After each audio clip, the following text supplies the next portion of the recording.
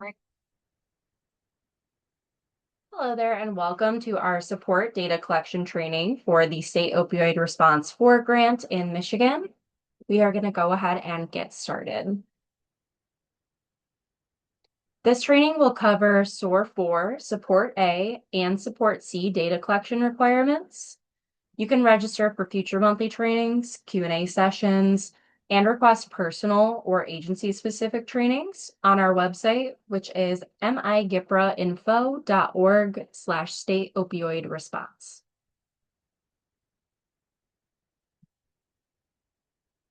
So our training is split into 4 parts.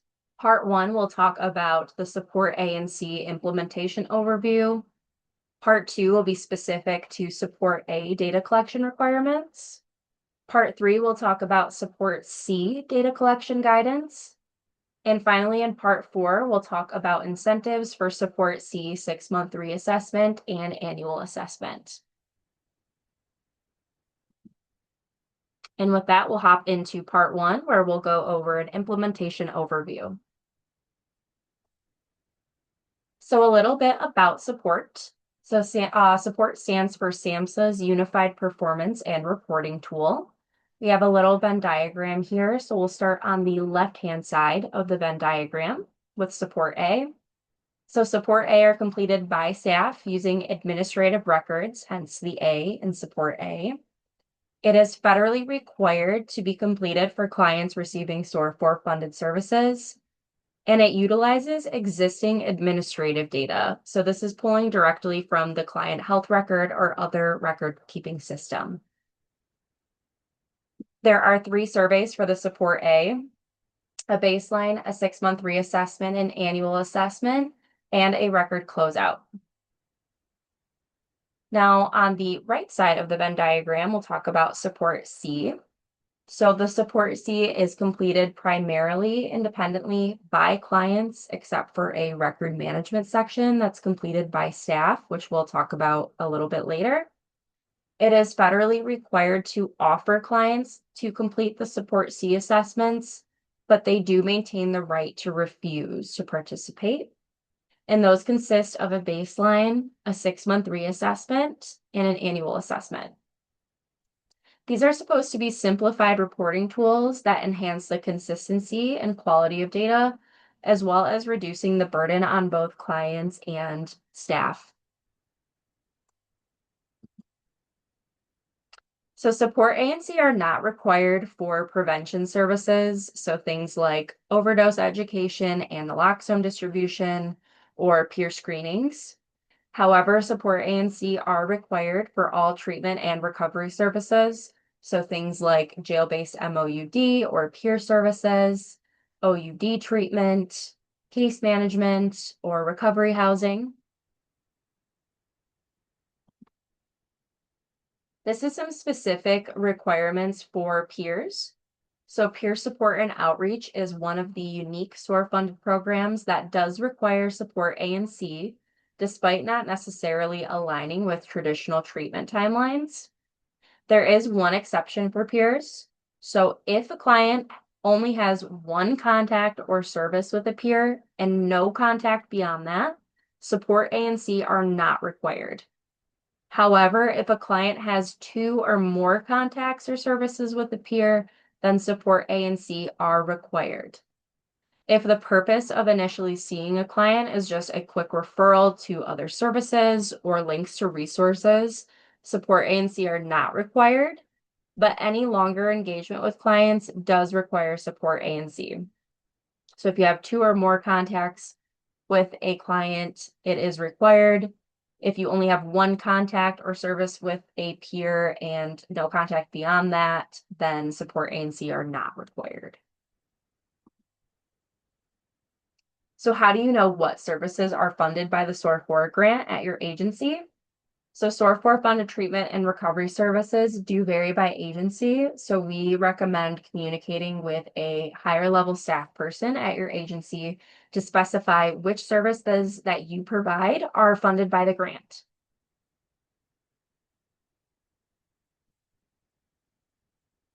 So all treatment and recovery providers that provide SOAR funded services are responsible for completing the Support A forms.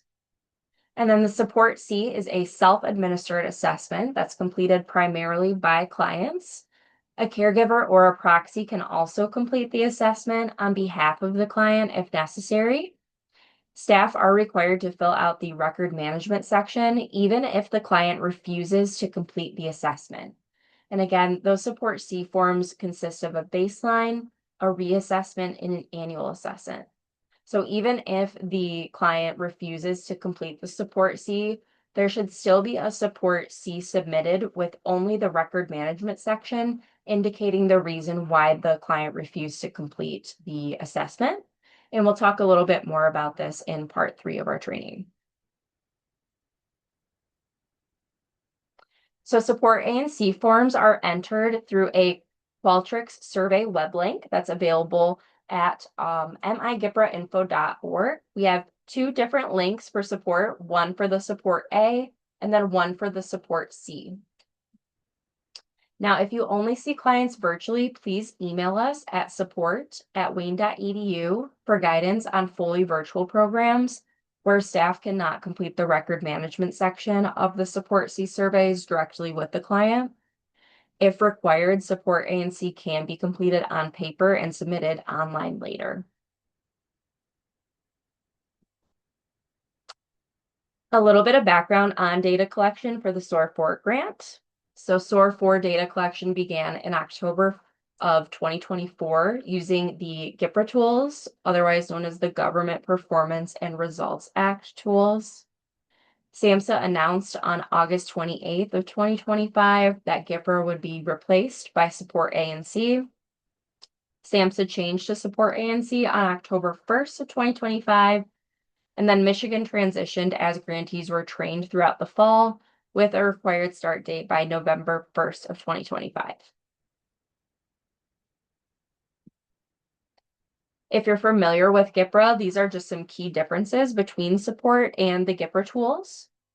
So GIPRA, they consisted of 3 very long surveys that were in an interview style with an intake, a discharge, and a 6-month follow-up. Interviews were conducted primarily by providers, but the Wayne State team also helped with doing the 6-month follow-ups. There was a benchmark of an 80% 6-month follow-up rate, and only 1 set of GIPRA were required per agency, per client for their first time receiving SOAR4 funded services. Now with the support tools, again, these are 2 separate tools. The Support A is completed by the provider using client records, and it consists of those 4 assessments. The Support C is primarily completed by the client independently, and that consists of the baseline, the 6-month reassessment, and the annual. So a new set of Support A and C are required every time that a client returns to the same agency for services. And we'll talk a little bit more about this in just a bit. If a client is discharged from programming, you would submit a Support A record closeout. If that record closeout is before the 6-month reassessment window, no further assessments are required. And we'll look at an example timeline as well. Some episode of care guidance. So an episode of care will start when clients begin SOAR4 funded services, and it ends when the client no longer receives services from the agency. Once the client is discharged from the program, a Support A record closeout is required. Clients can re-enroll in services at an agency starting a new episode of care, and for every episode of care, a new set of Support A and C are required. So you would start that Support A and C process over again. The same client ID should be used for every episode of care at an agency. If a client already has a Support A record closeout form and returns for services, new Support A and C are required using the same client ID. So again, just reiterating that when they return for services, a new round of Support A and C are required using that same client ID. And on that front, we have some client ID guidance. So SAMHSA highly recommends that the same client ID formula be used for individuals receiving services through different grants across the same organization. This ID is designed to track a specific client through their assessments, and also preserving their anonymity. It should be the same for both Support A and Support C. And you must keep track of your client IDs for the duration of the SOAR grant. Another note on the client IDs with consistency. So client ID consistency is required. So make sure that you're using the exact same client ID across all assessment submissions. If you use leading zeros, they must be included on every assessment for that client. So for example, if you had a client ID as 1, 2, 3, 4, 5 for their baseline and then submitted a reassessment under 0, 0, 1, 2, 3, 4, 5, those are treated as different client IDs and it will create separate client records. So the consistent client IDs will ensure that all assessments are correctly linked to the same client ID. So just make sure that they're the exact same across all assessment submissions. Absolutely no identifying client information should be included in the client ID. This includes but is not limited to date of birth, client name, client initials, phone numbers, Medicaid numbers.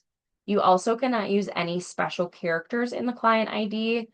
So we put some examples of punctuation that is not applicable that you cannot use for the client ID down below here.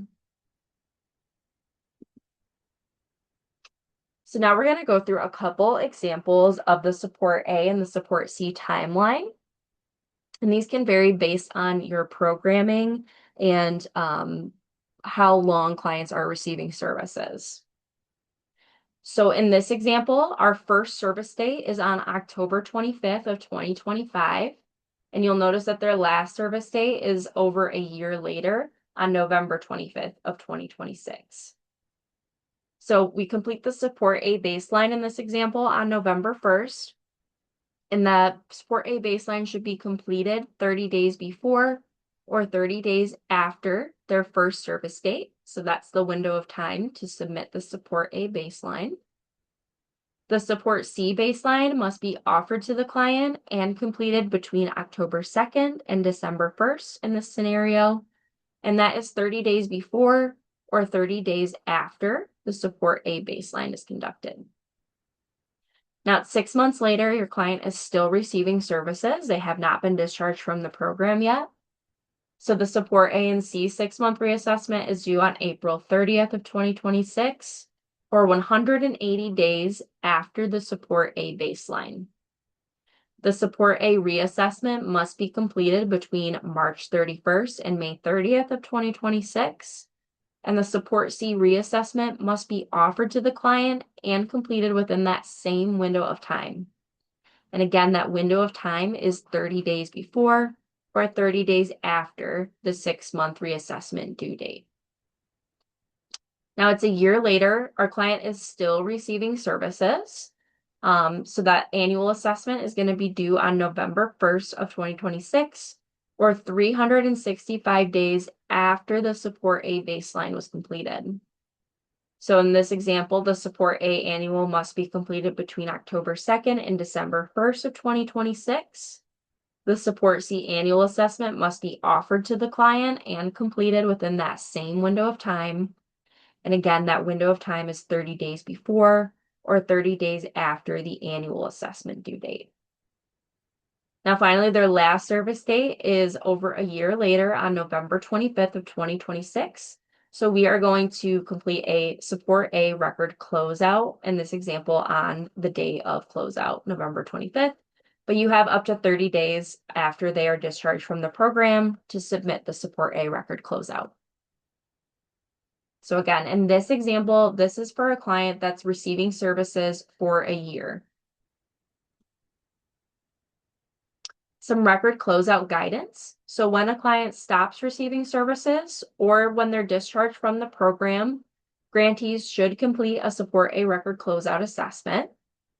The Support A record closeout must be completed within 30 days of services ending, and no further Support A or Support C assessments are due for that client unless they begin a new episode of care, which would start the support process over again. If a client has a record closeout assessment before or during the reassessment window, then grantees do not need to complete future reassessments or annual assessments. And we'll take a look at that in the next slide with our next example. So in this example, our first service date is again on October 25th. So we're going to complete that support A baseline 30 days before or 30 days after the first service date. So in this scenario, we complete the support A baseline on November 1st. The support C baseline must be offered to the client and completed between October 2nd and December 1st, or 30 days before or 30 days after the support A baseline. Now, in this example, their last service date is on December 2nd of 2025, before the 6-month reassessment window even opens. So since they are discharged from services, we are going to complete a support A record closeout, and that should be completed by January 1st in this scenario, or 30 days after services end. So since services ended before the 6-month reassessment and annual assessment windows, no further assessments are required for this client. So in this scenario, the only required assessments are the support A baseline, the support C baseline, and the support A record closeout. So depending on the timeline of when your clients are receiving services, it could either look like this, where you're only submitting a few assessments, or if you're seeing them for longer periods of time, you could submit, the reassessment or the annual assessment or both. If your clients typically have a very short episode of care, you are still required to complete the baseline assessments and a record closeout. However, the client's first and last dates of services cannot be the same. So for example, the baseline assessment cannot have the same date as the record closeout. It is acceptable, if necessary, for that record closeout assessment date to be 1 day after the baseline assessment date. So if you're only seeing them for, services for 1 or 2 days, then that is completely fine. They just can't have the same assessment date. We do have a support A and C tracking form template that's available on our website to help you keep track of your clients and your assessment windows as well. It will automatically populate the 6-month reassessment window for you based on the support A baseline date. Same thing with the annual assessment date. As soon as you put in that support A baseline date, it'll automatically populate the window for you. And then you'll notice as well that we have the status of the support A baseline, the support A reassessment, the support A annual, and same thing for the support C assessments as well.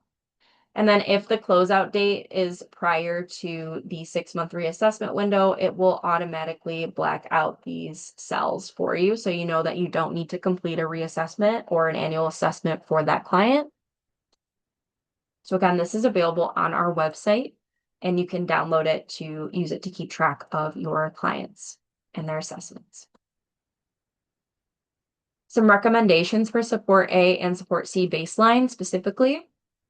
We highly recommend offering the support C baseline to the client before completing the support A baseline while the client is in the office with you.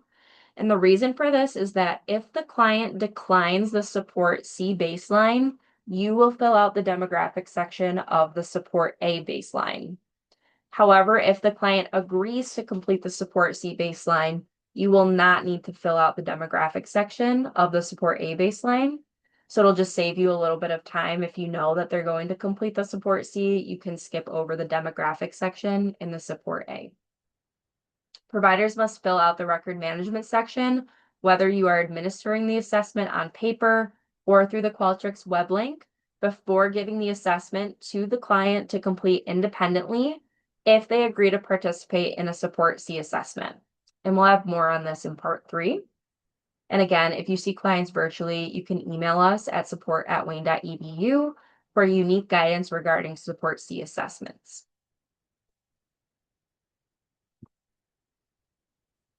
So the deadline for entering support A and C data into Qualtrics, this is really applicable for anybody that is doing the support assessments on a paper form. If you don't have access to the internet at your agency, you can print out forms that are available on our website and then enter them into the Qualtrics web links at a later date. And recipients should enter their data in Qualtrics within 30 days of the completion of the assessment. Now, if you are just directly submitting the support A and C assessments through the Qualtrics web links, we automatically receive that once you hit submit. So this again is only applicable for folks that are using paper copies and then submitting online later. The one chance rule. So the entirety of each support A and C must be entered in one session in Qualtrics. So once you or the client sits down to complete the assessments, it must be finished in that session. You can't like come back to it. You need to finish it within one session. So if you can't get back to the first page of the Support A or the Support C survey, this most often happens when a Support A and C form was in progress and not completed, which is why we recommend completing the Support A and C form in one go. To start from the beginning of the Support A and C survey, you just need to clear the cookies in your internet browser, and that procedure will depend on the type of internet browser that you're using. We do have some guidance here for Google Chrome and Microsoft Edge, but we do also have a document on our website that has guidance for other browsers as well, if you use a different browser than Google Chrome or Edge. You also have the option to save your completed Support A or Support C survey as a PDF on the last screen for your records. So this little download PDF button will pop up here. If you ever miss this step and close out of the survey before you download a PDF, you can always just reach out to us via email at support@wayne.edu and we will be able to send that to you. Some general tips so you can familiarize yourself with the Support A and C forms. We do have paper copies available on our website. There's also an option within the survey at the very beginning where it will ask you if this is a test response or not. So if you choose yes, this is a test, we will not record that survey data as a real response. So you can also test it out directly through those Qualtrics web links that's available on our website. Again, Support A is required to be completed by providers for all clients receiving SOAR4 funded services. And Support C is voluntary for clients to complete independently, but should be encouraged. And again, it is required for staff to complete the record management of the Support C assessment, even if the client refuses the Support C. Remind clients that they may be eligible for a $15 Meyer e-gift card by completing the Support C 6-month reassessment and or the annual assessment. And we will have more information on that in part 4 of our training. All right, part 2, we'll talk about Support A data collection requirements. So this is the direct link for the Support A assessments, and you can also find these on our website, migiprainfo.org/state opioid response. Again, the Support A consists of those 4 surveys: a baseline, a 6-month reassessment, an annual assessment, and a record closeout. Support A forms should be completed independently by grantee staff using information from the client's electronic health record or other client record-keeping system. The completion of Support A is always required for all clients receiving services under the grant when an assessment becomes due, even if they refuse the Support C. The Support A collects administrative data on clients' behavioral health history, screenings, diagnoses, services received, and demographics, which again is only to be entered if the client refuses the Support C baseline assessment. These are the assessment points that we kind of touched on before in those example timelines. But just to reiterate again, the baseline should be collected within 30 days before or 30 days after their first service, and you'll only complete the demographic section if the Support C baseline is declined. The reassessment should be collected within 30 days before or 30 days after the 6-month anniversary or 180 days after that Support A baseline. The annual is collected within 30 days before or after every 12-month anniversary of the Support A baseline. And the record closeout should be completed within 30 days after services end or upon the client's discharge from the program. Just a brief description of the sections within the Support A. So the record management section just collects administrative data for record management purposes. We'll take a look at what the record management section looks like in just a bit here. Behavioral health history, so data about their behavioral health history, including insurance type, acute services utilized in the past 30 days, and criminal legal system involvement in the past 30 days. Behavioral health screenings collects data about the client's behavioral health screening results from the last 30 days. Then we have data about the behavioral health diagnoses and other health status information, services received at reassessment, annual assessment, and record closeout. And just to know, at least one service should be selected. And then finally, the demographics. So any demographic information about the client, and that is only completed at baseline when the client has refused to complete the Support C baseline. This is just an overview of the sections for each assessment type. So the baseline has everything except for services received. The 6-month reassessment and the annual assessment has everything except for demographics. And then the record closeout just contains the record management section and the services received section.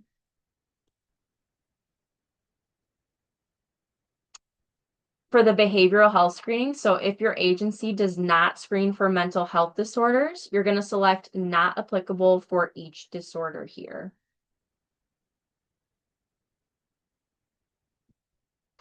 What if the information is not provided in the client's record?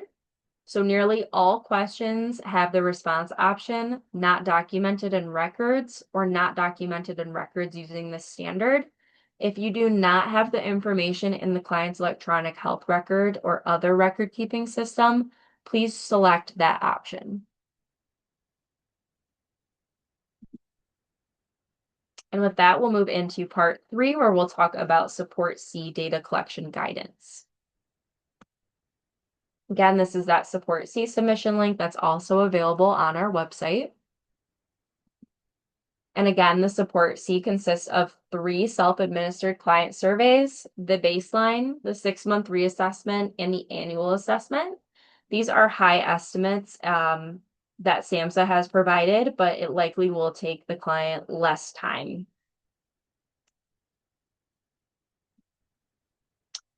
Support C forms should be completed independently by clients and must be offered at each time point unless they received a record closeout prior to the windows opening for reassessment and/or annual assessment.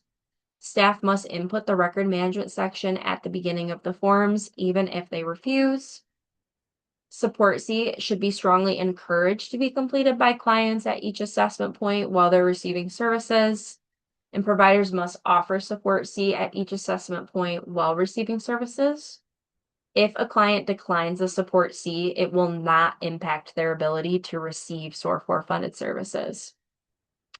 If the client declines a Support C assessment, staff are still required to submit the record management section, indicating the reason why the assessment was not completed. And the estimated time to complete that record management section is less than 2 minutes. And again, just stressing that Support C must be offered at each assessment point, even if they declined a previous assessment. So for example, if a client declines the Support C at baseline, they should still be offered the Support C 6-month reassessment and annual assessment if they have not received a record closeout. And again, the only exception is if they received a record closeout before or during the reassessment or annual windows. Once a record closeout is completed, No further assessments are required to be completed for that episode of care.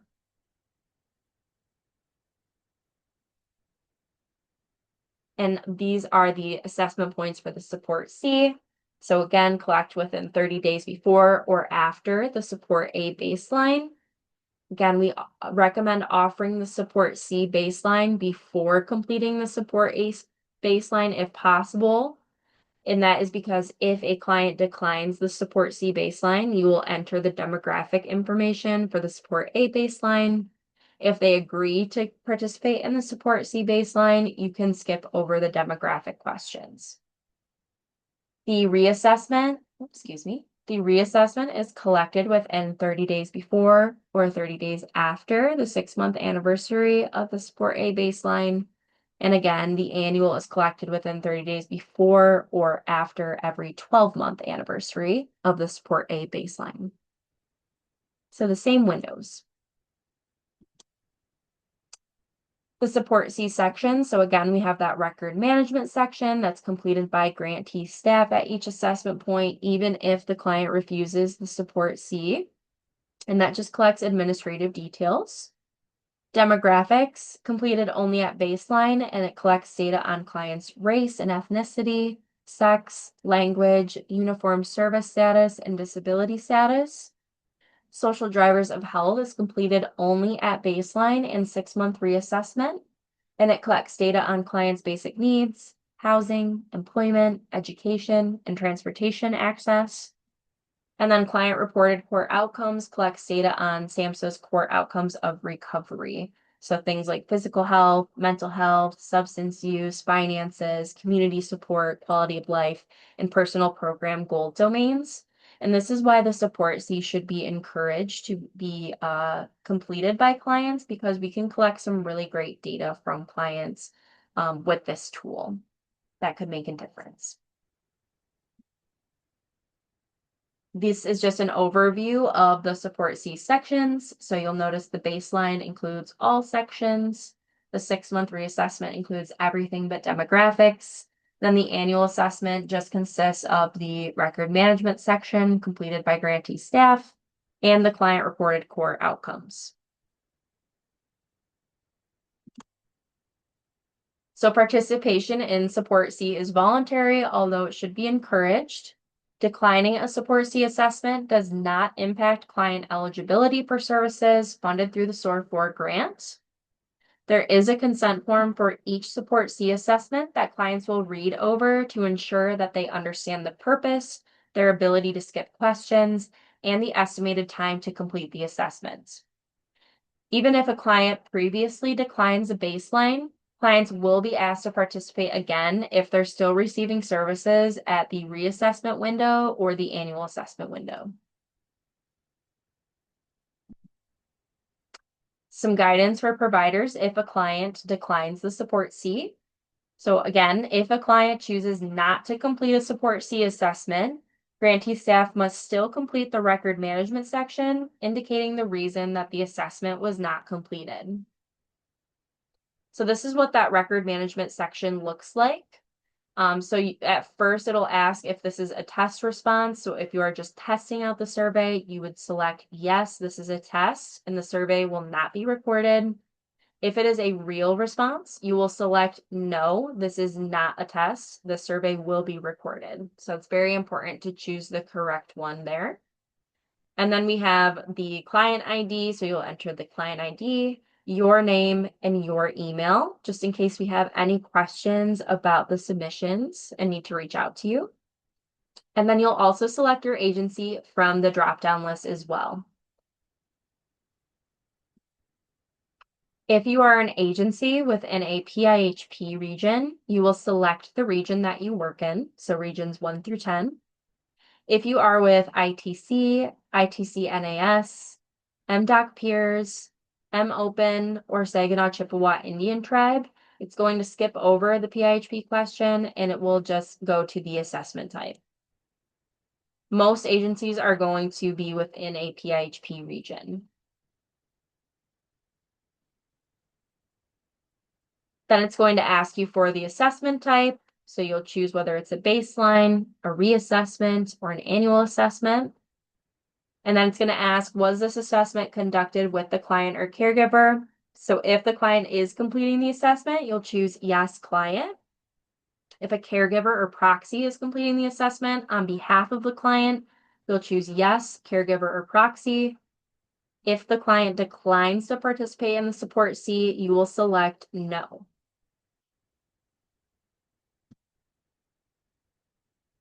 If you chose yes, client or yes, caregiver, it's going to ask you for the date that the assessment was completed. If you chose no, it will ask you for the primary reason. If the client declined, you will select client or caregiver was unable to provide consent, which is that first option here. And then the survey will jump to the end and it will be complete if they do not agree to participate. So it's really just a handful of questions that staff need to enter if they refuse. And it is required for staff to enter that information when the client refuses. Once you reach a client consent form page and they agree to complete the Support C, the client should complete the remainder of the assessment independently if they agree to participate. Some 6-month reassessment guidance. So if a client is still receiving services 5 months after the Support A baseline was conducted, you will offer the client the Support C 6-month reassessment and complete the Support A reassessment. If a client is not receiving services 5 months after the Support A baseline was conducted and a Support A record closeout was completed, then no further assessments are required for Support A or Support C. So again, once that record closeout is done, no further assessments are required unless they start a new episode of care. Similarly, for the annual assessment, so if a client is still receiving services 11 months after the Support A baseline was conducted, you must offer the client the Support C annual assessment and complete the Support A annual assessment. If a client is not receiving services 11 months after the Support A baseline was conducted and a Support A record closeout was completed, then Support A and Support C annual are not required. And again, that's just because once the record closeout is completed, no further assessments are required for that client unless they start a new episode of care. And with that, we're going to move into our final part of the training. Part 4, incentives for Support C, 6-month reassessment and annual assessment. Gift cards are only permitted for clients who are still receiving services during the 6-month reassessment window and or the annual assessment window. Incentives are permitted for the completion of Support C 6-month reassessment and annual. Incentives are not permitted for any Support A or the Support C baseline.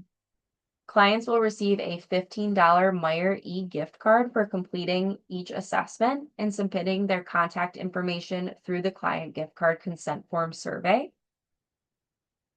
And that is connected to the Support C assessment, so that'll automatically redirect. The Wayne State Evaluation Team will handle gift card distribution for most grantees, except for CEI CMH CATS, ITC, ITC NAS, MDOC Peers, and Saginaw Chippewa Indian Tribe.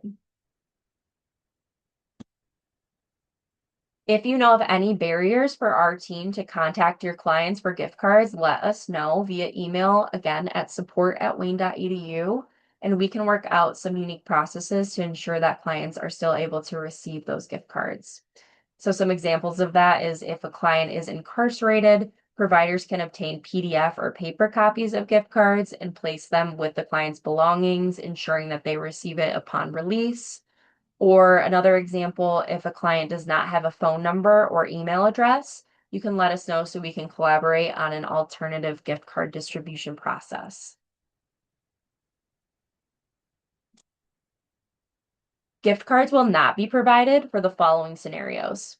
So if the assessment date is outside of the 2-month assessment window, if the survey is blank or almost completely blank, if all or almost all response options are prefer not to answer, If the client did not provide their contact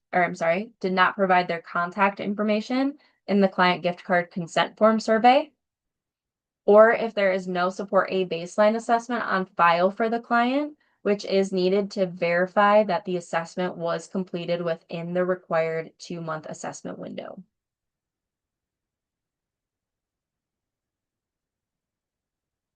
Once the Support C reassessment or annual is completed, you can download a PDF of the response for your records.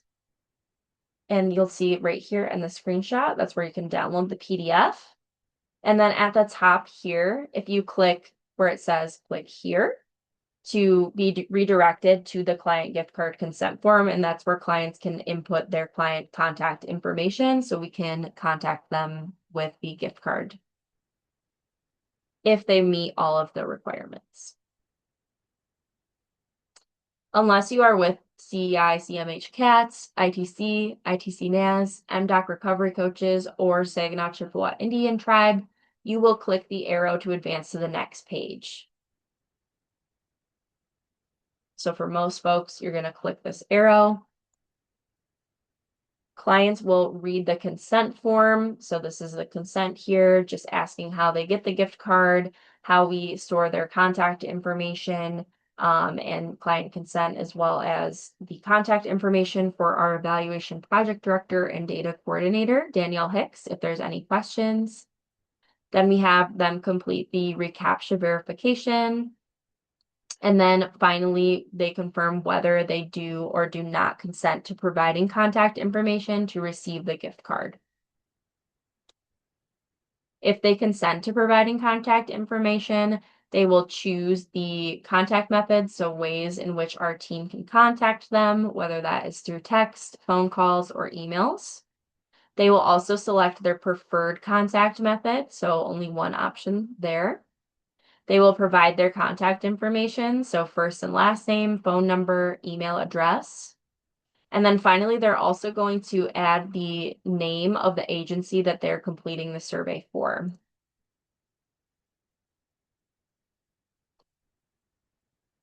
A little bit on our text messaging service that we'll be using. So clients who select text messaging as their preferred contact method will receive text messages through a program called Mozio, which is a secure and HIPAA-compliant text messaging platform.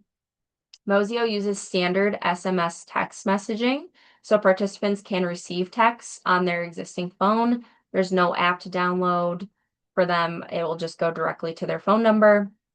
And for more information on Mozio, you can feel free to browse their website at www.mozio.com. And like I mentioned, we have so many resources on our website, migiprainfo.org/state opioid response. We have the Support A and C instruments, so individual PDF copies of all of the tools. We also have question-by-question guides as well as FAQ documents. We also have a PDF of this training PowerPoint presentation for your records. And we also have this video recording as well on the website. We also have that Support A and C tracking form template, as well as a tutorial video on how to use the tracking template. And then again, we have that clearing cookies for Support A and C guidance if you need help with clearing your browser's cookies. And that completes our training. Again, feel free to email us at support, that is SUPRT, @wayne.edu. It's also used to be known as gipper@wayne.edu. You can use either one of those email addresses. It will go to the same inbox. Again, visit our website, and thank you so much for your time. Have a great day.